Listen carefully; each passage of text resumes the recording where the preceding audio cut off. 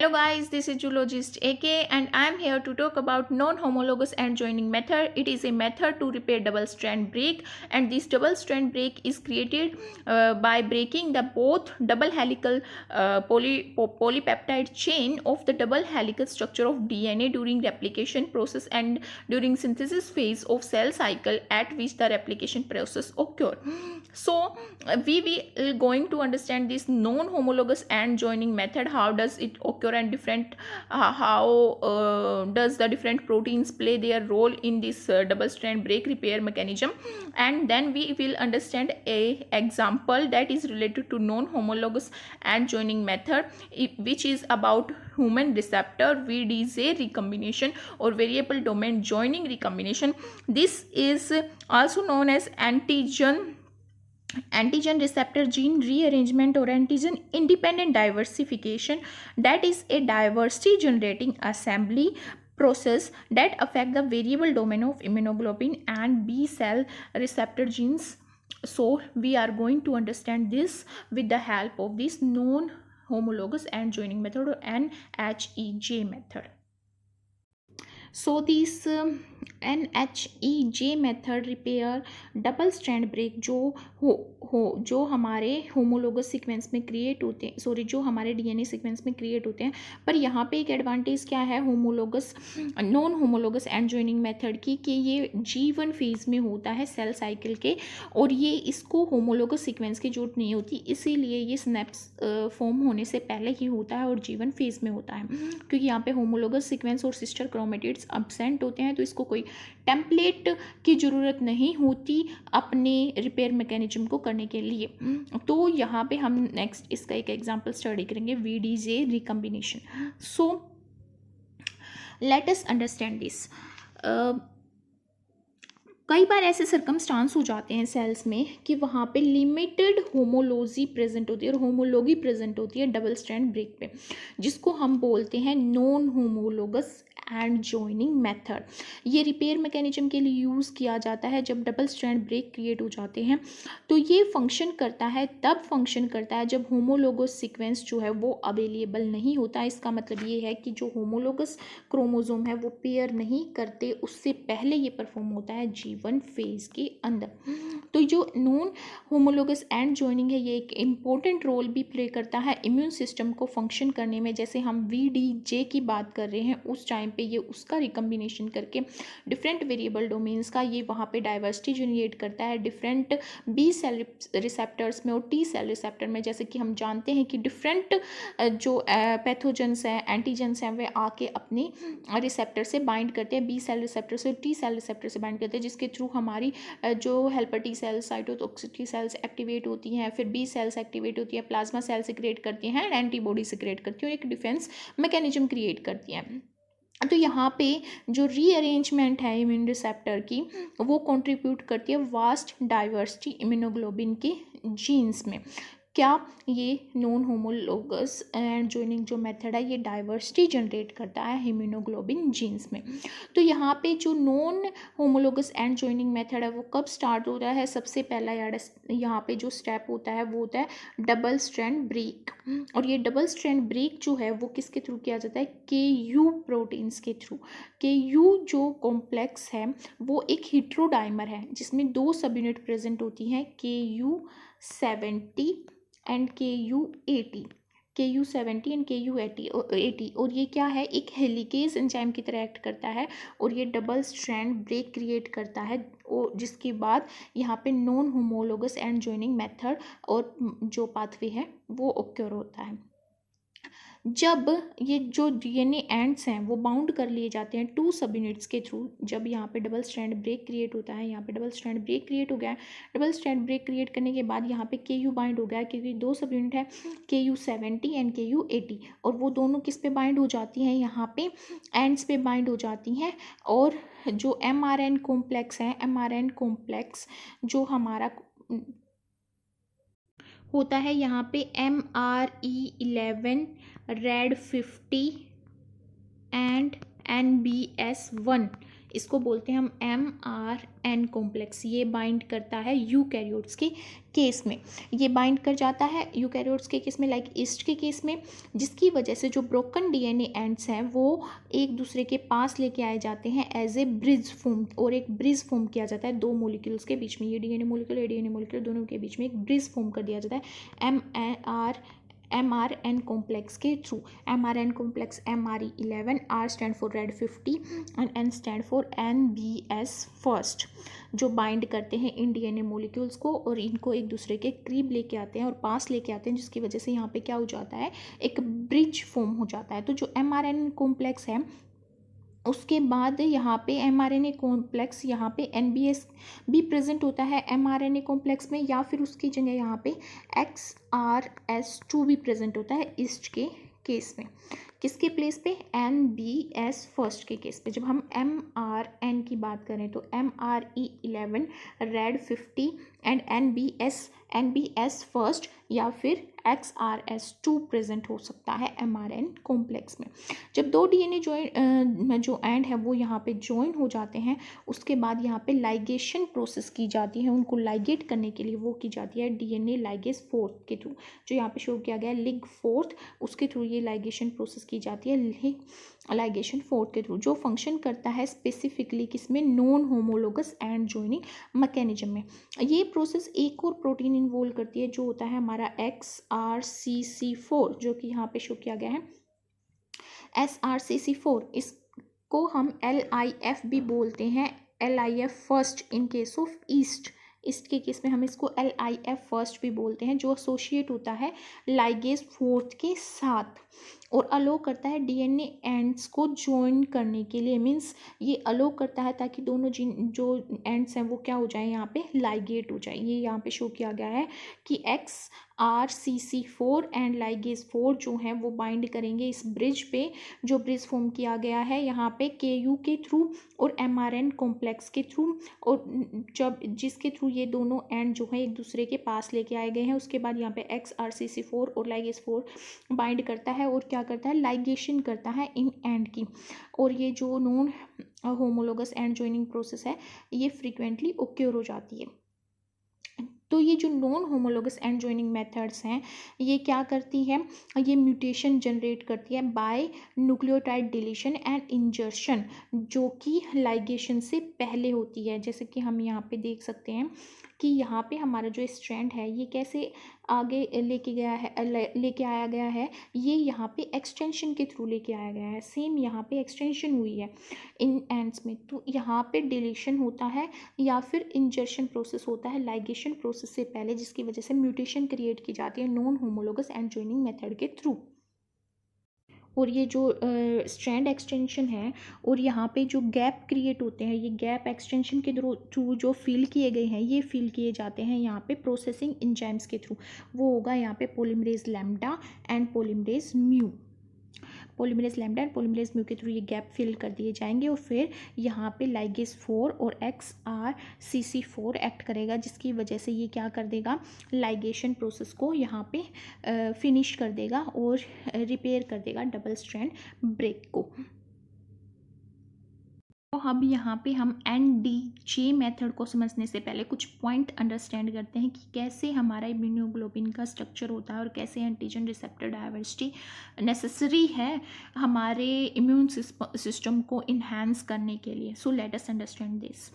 जैसे कि हम यहाँ पे देख सकते हैं कि ह्यूमन जीनोम जो है वो कंसिस्ट करता है अबाउट 20 to 25,000 जीन्स, और जो number of T cells receptor होते हैं डिफरेंट एंटीजेंस के लिए, जो टी सेल्स पे ही आके बाइंड होते हैं, वो होते हैं अबाउट 2.5 इंटू 10⁻⁷, और सेम होते हैं बी सेल रिसेप्टर्स के लिए। मीन्स सेम होते हैं टी सेल्स के लिए और सेम होते हैं टी सेल्स के लिए। जब हमें पता है कि 20 to 25,000 जीन ही हैं हमारे ह्यूमन जीनोम में, तो उसमें से हमारे पास इतने सारे रिसेप्टर हैं 2.5 इंटू 10⁻⁷, तो कैसे ये डाइवर्सिटी क्रिएट होती है बी सेल्स के लिए और टी सेल्स के लिए कि इतने सारे रिसेप्टर आ जाते हैं कि डिफरेंट एंटीजन है वो डिफरेंट रिसेप्टर पे बाइंड करता है स्पेसिफिसिटी के थ्रू, तो ये कैसे पॉसिबल है इतनी सारी डाइवर्सिटी क्रिएट होना।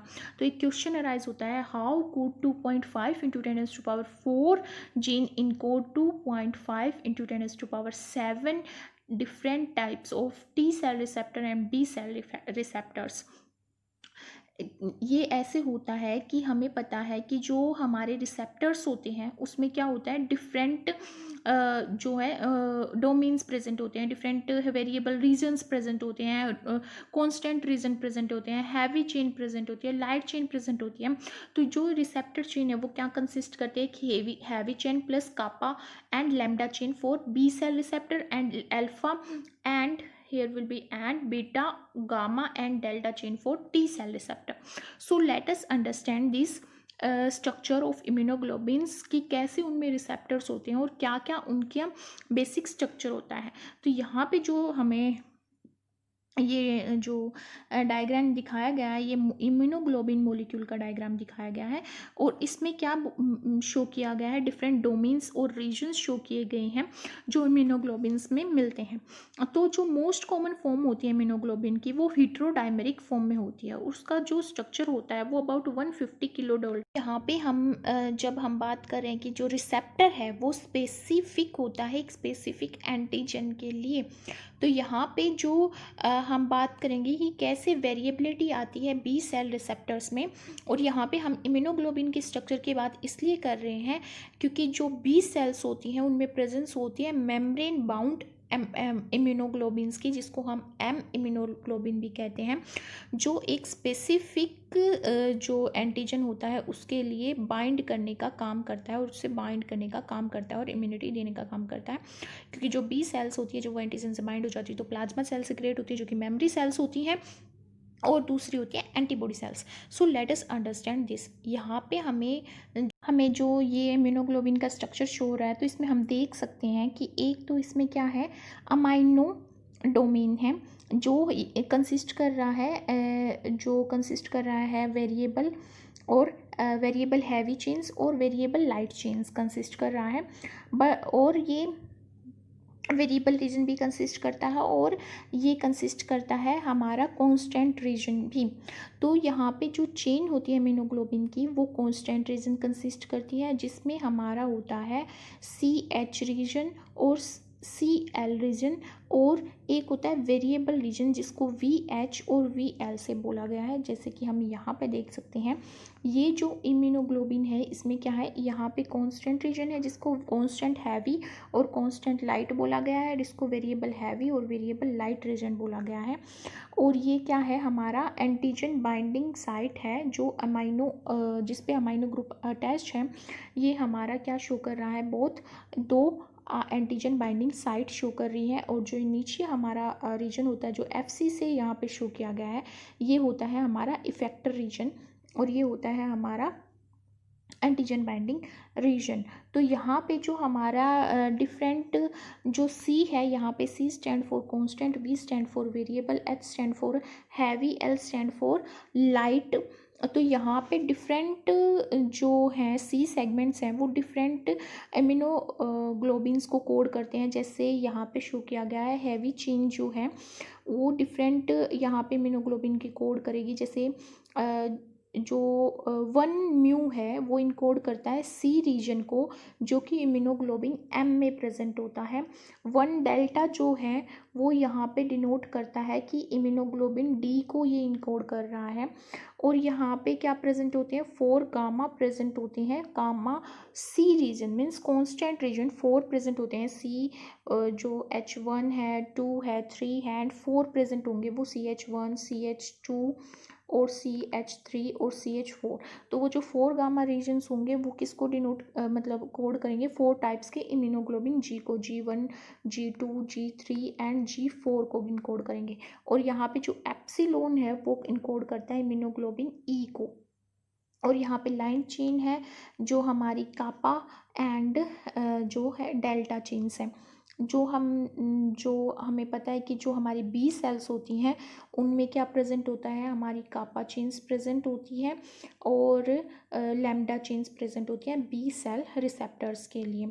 तो और यहाँ पे होता है जो हमारा constant region heavy region first होता है और कांस्टेंट हैवी रीजन सेकंड होता है, उनके बीच में एक हिंज रीजन प्रेजेंट होता है जो इसको फ्लेक्सिबिलिटी देता है इम्यूनोग्लोबिन्स को और वेरिएबिलिटी जनरेट करता है। और ये जो दोनों हैवी और लाइट चेन्स होती हैं ये दोनों एक दूसरे से डाइसल्फाइड बॉन्ड के थ्रू अटैच होती हैं। और ये जो हिंज रीजन है जो कि CH1 कांस्टेंट हैवी रीजन जो कांस्टेंट हैवी रीजन फर्स्ट है और सेकंड है, उसके बीच में जो हिंज रीजन प्रेजेंट है ये फ्लेक्सिबिलिटी देता है चेन को। तो ये लॉन्गर होता है, मोर फ्लेक्सिबल होता है इम्यूनोग्लोबिन G3 में एज कम्पेयर टू अदर सब क्लासेस ऑफ इम्यूनोग्लोबिन G, जैसे immunoglobulin G first second third fourth etcetera. और जो ये यहाँ पे वेरिएबल रीजन्स होते हैं, वेरिएबल हैवी और लाइट रीजन, ये एंटीजन बाइंडिंग साइट फॉर्म करते हैं।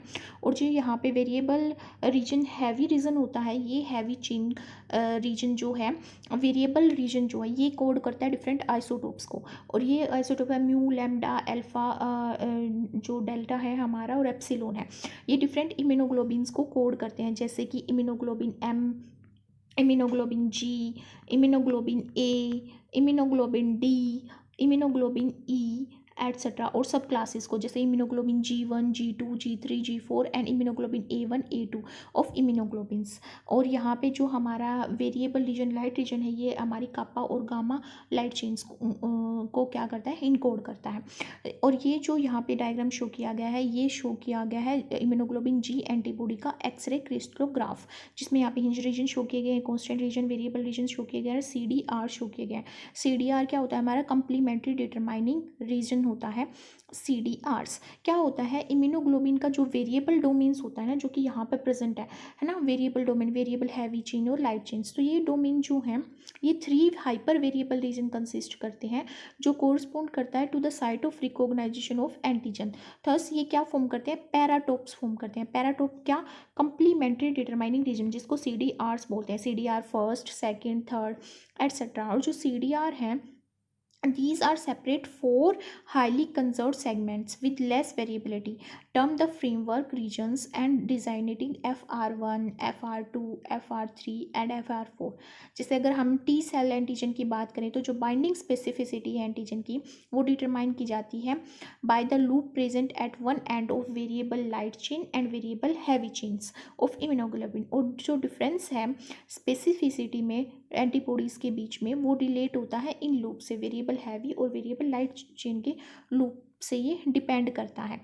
तो जो वहाँ पे जो डिफरेंट 5 क्लास हैं आइसोटोप्स की, जैसे immunoglobulin M, G, D, A and E, ये फंक्शनली और स्ट्रक्चरली क्या होती हैं, डिस्टिंक्ट होती हैं। जो डिफरेंस है क्लासेस इम्यूनोग्लोबिन G की वो लाई करता है कॉन्स्टेंट पोर्शन में, किसमें, constant portion of heavy region. Constant portion जो ये है C1, C2 और C3, ये कॉन्स्टेंट रीजन है हमारा हैवी चेन का, इसमें लाई करता है। जैसे म्यू जो हमारा होगा म्यू वो डिटरमाइन करेगा इम्यूनोग्लोबिन M को, गामा डिटरमाइन करेगा इम्यूनोग्लोबिन G को, अल्फा डिटरमाइन करेगा इम्यूनोग्लोबिन A को, और डेल्टा डिटरमाइन करेगा इम्यूनोग्लोबिन D को, और एप्सिलॉन डिटरमाइन करेगा इम्यूनोग्लोबिन E को। सो जो DNA इनकोड करता है कॉन्स्टेंट पार्ट को इम्यूनोग्लोबिन H के और हैवी चेन के, वो सेवरल कांस्टेंट सीक्वेंस कंसिस्ट करता है। इसीलिए 4 क्लासेस होती है इम्यूनोग्लोबिन G की in both humans and mice, and 2 classes होती है इम्यूनोग्लोबिन A की और human in case of humans. तो यहाँ पे जो हम ये अंडरस्टैंड करेंगे कि कैसे वेरिएबिलिटी आती है इन वेरिएबल रीजन्स के थ्रू जो कि इम्यूनोग्लोबिन्स में प्रेजेंट होती है इन द रिसेप्टर्स और एंटीजन बाइंडिंग रिसेप्टर्स में इन इम्यूनोग्लोबिन्स के और इन B और T सेल्स के। So let us understand this with the help of non homologous and joining methods.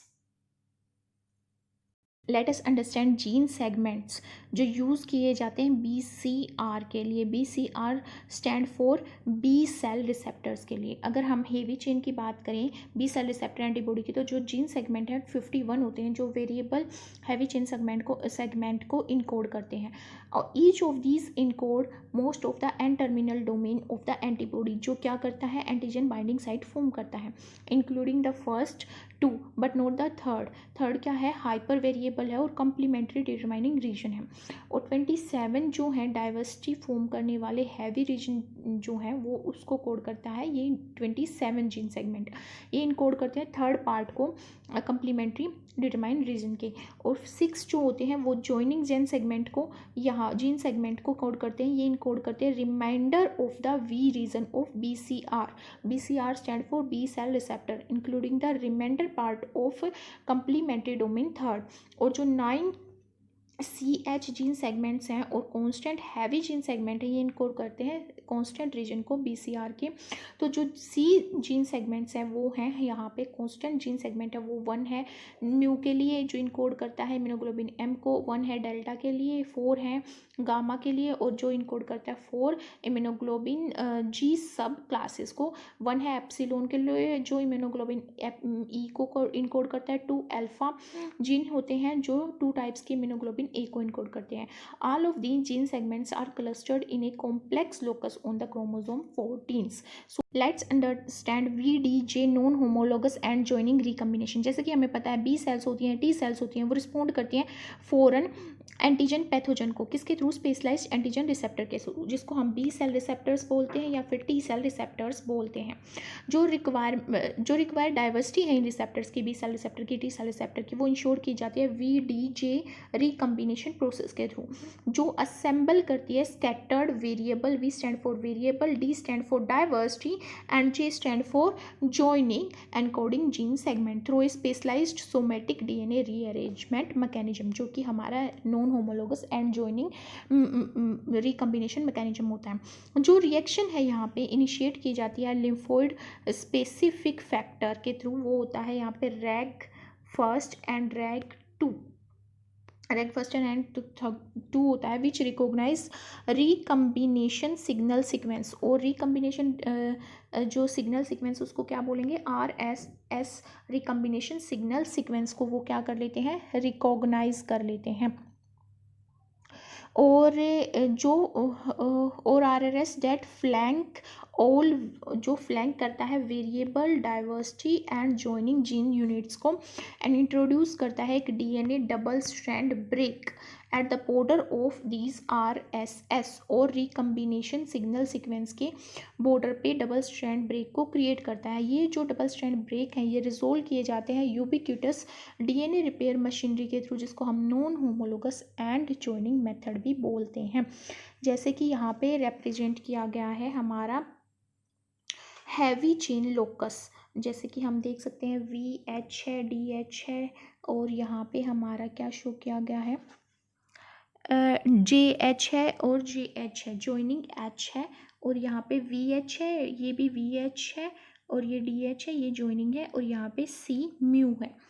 तो यहाँ पे ये जो म्यू है वो इनकोड करा है इम्यूनोग्लोबिन M को और ये जो शो किया गया है इम्यूनोग्लोबिन M का ये शो किया गया है हमारा हैवी चेन लोकस।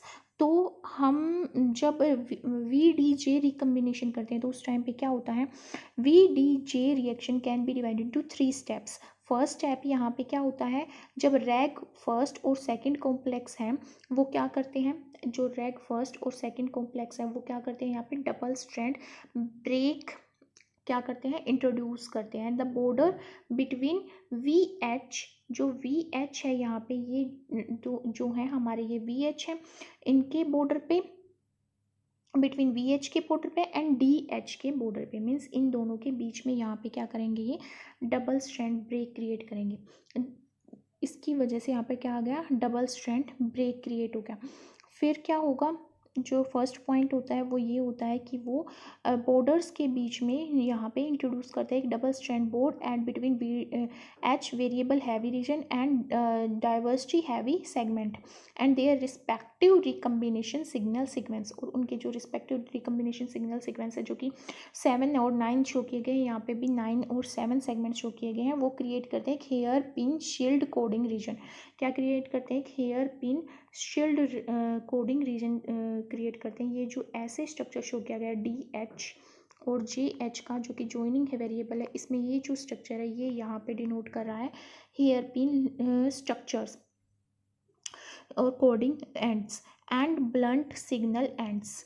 और जो रिक्रूट करता है फॉस्फोरिलेट किया जाता है बाद में किसके थ्रू, KU70 और KU80 के थ्रू, जो कि दो सब यूनिट है KU प्रोटीन्स की, और DNA PK कॉम्प्लेक्स के थ्रू, जो क्या करता है, ओपन अप कर देता है इन हेयर पिन्स को, जो कि यहाँ पे प्रेजेंट है, इन हेयर पिन को ओपन कर देता है एंडोन्यूक्लियस एक्टिविटी के थ्रू, किसके थ्रू, एंडोन्यूक्लियस एक्टिविटी के थ्रू।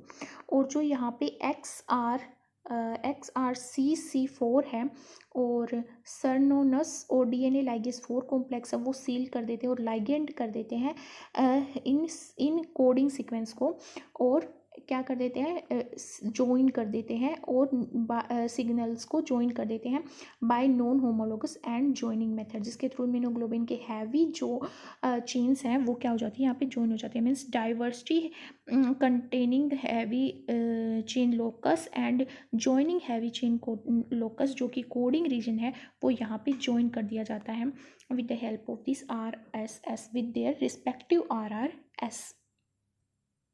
फिर जब यहाँ पे D और J मीन्स DH और JH जो सेगमेंट हैं वो ज्वाइन कर दिए जाते हैं, उसके बाद क्या होता है, यहाँ पे कंबाइन किया जाता है DJ सेगमेंट को विद V सेगमेंट, जो कि वेरिएबल सेगमेंट है, उसके साथ ज्वाइन किया जाता है। जो V जीन सेगमेंट है वो चूज़ किया जाता है may be of thousands of base pair away from DJ segment, जो कि DJ सेगमेंट से थाउजेंड्स बेस पेयर अवे होता है क्रोमोसोम पे, और वो एक लूप की फॉर्म में यहाँ पे ड्रॉन किया जाता है टू ब्रिंग द टू जो सेगमेंट है DJ सेगमेंट और V जो सेगमेंट है उनको क्लोज लाने के लिए यहाँ पे लूप की फॉर्म की जाती है। और ये जो लूप है ये यहाँ पे स्टेबलाइज किया जाता है with the help of A protein जिसको बोला जाता है CTCF। CTCF क्यों, क्योंकि ये क्या होता है, TC बाइंडिंग फैक्टर होता है, TC बाइंडिंग फैक्टर होता है, और इसको इसके न्यूक्लियोटाइड सीक्वेंस के बेस पे इसका नाम रखा गया है CTCF। और जो CTCF है at the DJ site on the DNA form A dimer, और जो DJ साइट यहाँ पे फॉर्म हुई है उस पर वो डाइमर फॉर्म कर लेता है, क्या, CTCF प्रोटीन, वो उस पर डाइमर फॉर्म कर लेता है with the CTCF at the variable site, sorry वो उस पर क्या फॉर्म कर लेता है, यहाँ पे डाइमर फॉर्म कर लेता है। हाँ, जो CTCF है और बाइंड कर देता है जो हमारा DJ सेगमेंट है उसको किसके साथ, V सेगमेंट के साथ, और उन दो रीजन्स को यहाँ पे पास में ले आता है। फिर कोहेसेंट प्रोटीन एक्ट करता है, सेम प्रोटीन कॉम्प्लेक्स जो दो सिस्टर क्रोमेटिड्स को हेल्ड करता है। माइटोसिस म्यूसिस के टाइम पे जो दो सिस्टर क्रोमेटिड्स यहाँ पे हेल्ड होती हैं वो कोहेसेंट प्रोटीन के थ्रू होती हैं। तो सेम यहाँ पे जो क्लस्टरिंग है जीन सेगमेंट्स की वो की जाती है इस CTCF प्रोटीन के थ्रू, जो हमारा डाइवर्सिटी और ज्वाइनिंग सेगमेंट है उसको वेरिएबल सेगमेंट से ज्वाइन करता है यहाँ पे डाइमर फॉर्म करके। अगर ये जो हमारा 51 जो जीन सेगमेंट था वेरिएबल हैवी जीन सेगमेंट्स, और 27 हमारा डाइवर्सिटी हैवी जीन सेगमेंट था, और 6 जॉइनिंग हैवी सेगमेंट्स जो था, ये अगर रेंडमली असेंबल करे जाते हैं ना तो they would provide a minimum of 8.3 into 10⁻³ different possible combination. कितने पॉसिबल कम्बिनेशन दे सकते हैं, 8.3 इंटू 10⁻³ डिफरेंट पॉसिबल कम्बिनेशन दे सकते हैं। बट जो पॉसिबिलिटी है एंटीबॉडी के वी रीजन क्या, वेरिएबल रीजन की, उसकी जो डाइवर्सिटी है turn out to be greater than that of 8.3 into 10⁻³। जो कम्बिनेशन प्रोसेस है, रिकम्बिनेशन प्रोसेस है, वो क्या नहीं होती, प्रिसाइज नहीं होती। तो जो एग्जैक्ट पॉइंट है स्प्लाइसिंग का वेरिएबल हैवी रीजन के बीच में और वेरिएबल डाइवर्स्ड हैवी रीजन के बीच में, and diverse heavy region and diverse joining region के बीच में can vary over several nucleotides. क्या बोला कि जो ये पॉसिबिलिटी है वेरिएबल रीजन की एक एंटीजन से बाइंड करने की किसी भी सेल रिसेप्टर में, B सेल रिसेप्टर में या फिर T सेल रिसेप्टर में, ये ज़्यादा होती है 8.3 इंटू 10⁻³ 3 से, कि कैसे होती है, क्योंकि जो यहाँ पे स्प्लाइसिंग पॉइंट है, जब ये ज्वाइन हो जाते हैं, कैसे ज्वाइन होते हैं, ये DH और JH और VH ज्वाइन होते हैं, तो इनके बीच में जो यहाँ पे डिवीजन है, इनके बीच में जो स्प्लाइसिंग होगी और इनके बीच में यहाँ पे जो स्प्लाइसिंग होगी, इसकी वजह से बहुत ज़्यादा क्या आते हैं, वेरिएबिलिटी आती है और डाइवर्सिटी क्रिएट होती है। तो जो एक्स्ट्रा न्यूक्लियोटाइड आते हैं यहाँ पे, उसको बोलते हैं N regions, can also be inserted at these joints, जब ये जॉइंट होते हैं स्प्लाइसिंग पोर्शन के बाद में। All of these add greatly to the diversity of CDR3, और कंप्लीमेंट्री डोमेन रीजन 3 को बहुत ज़्यादा डाइवर्सिटी दे देते हैं। अगर हम यहाँ पे लाइट चेन की बात करें, once the heavy chain gene is assembled, transcribed and translated, the resulting heavy chain can pair up with light chain. Light chain के साथ वो क्या करती है, पेयर अप करती है। That itself is the product of similar recombination process, और ये रिकम्बिनेशन लाइट चेन में किस में होती है, on chromosome 2 for kappa gene segment, chromosome 2 पे होती है कापा के लिए, और क्रोमोसोम 22 पे होती है लैम्डा जीन सेगमेंट्स के लिए। और ये क्या देती है, any heavy chain with light chain give about 2.5 into 10⁶ variability और डाइवर्सिटी। तो ये डिफरेंट टाइप की डाइवर्सिटी फॉर्म करती है डिफरेंट टाइप्स के एंटीजन्स के लिए। और जो ये वेरिएशन है in the exact splice point and the introduction of N nucleotide, both of these increase the diversity of CDR3 और कंप्लीमेंट्री डोमेन रीजन 3 की डाइवर्सिटी को ये इंक्रीज कर देते हैं। बट ये जो डाइवर्सिटी है, ये भी जो है comes this diversity comes at A price. जो कंबाइनिंग है, कैसे, जैसे जो कंबाइनिंग है वेरिएबल की और डाइवर्सिटी सेगमेंट की और जो जॉइनिंग जीन सेगमेंट है उसकी, वो कपल की जाती है with random incorporation of extra nucleotide, जिसको हम बोल रहे थे यहाँ पे एन रीजन, उसके इनकॉर्पोरेशन की वजह से ये की जाती है एट द जॉइंट्स, जो क्या करता है, एनॉर्मस कोडिंग वेरिएबिलिटी जनरेट करता है। It also create a high risk of introducing a frame shift mutation, so that the codon for the rest of we reason, जो कि हमारा वेरिएबल रीजन होता है, वो इनकोड करता है नॉन सेंस जीन को, है ना, non sense codon, non sense जो हमारा प्रोटीन्स है या वही हमारी पुल पेपर चेन है, उसको वो इनकोड करता है। आल्दो मेनी जो बी सेल्स होती हैं वो वेस्ट हो जाती हैं, and the odds are not quite as bad as they seem. अगर बी सेल जो है वो फेल हो जाती है एक फंक्शनल प्रोडक्ट बनाने में from the cluster of gene segments on one of its chromosome, it can turn to the gene segment on its homolog and try again for this recombination process. अगर वो दोनों time fail हो जाती है functional कापा light chain बनाने में, तो इसकी it has 2 tries at making a functional lambda light chain. So these are other points that it could be happen in case of recombination process when these B cell receptors are formed and this variability in B cell receptors is generated. जो मैंने बात की कि B cell receptor cells है, ये segment को join करने से पहले ही अगर ये प्रोडक्ट सही नहीं बनता तो दोबारा से वो टर्न ले लेती है, और कापा लाइट चेन नहीं बन रही तो वो functional lambda light chain form कर देती है। बट ये जो डाइवर्सिफाइंग मैकेनिज्म है, ये बी सेल को एंटीजन से एनकाउंटर करने से पहले करना होता है।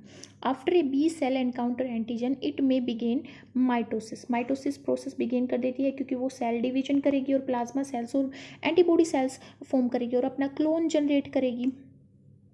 तो यहाँ पे अगर पॉइंट म्यूटेशन आ जाती है, जब ये प्रोसेस हो रही है, तो ये जनरेट करती है binding site with increase affinity for its epitope. These are favourable mutations and the sub clone in which they occur tends to be favoured and may replace the ancestral clone. तो जिसकी वजह से यहाँ पे affinity maturation होता है और production of antibody of ever increasing affinity for antigens happen here.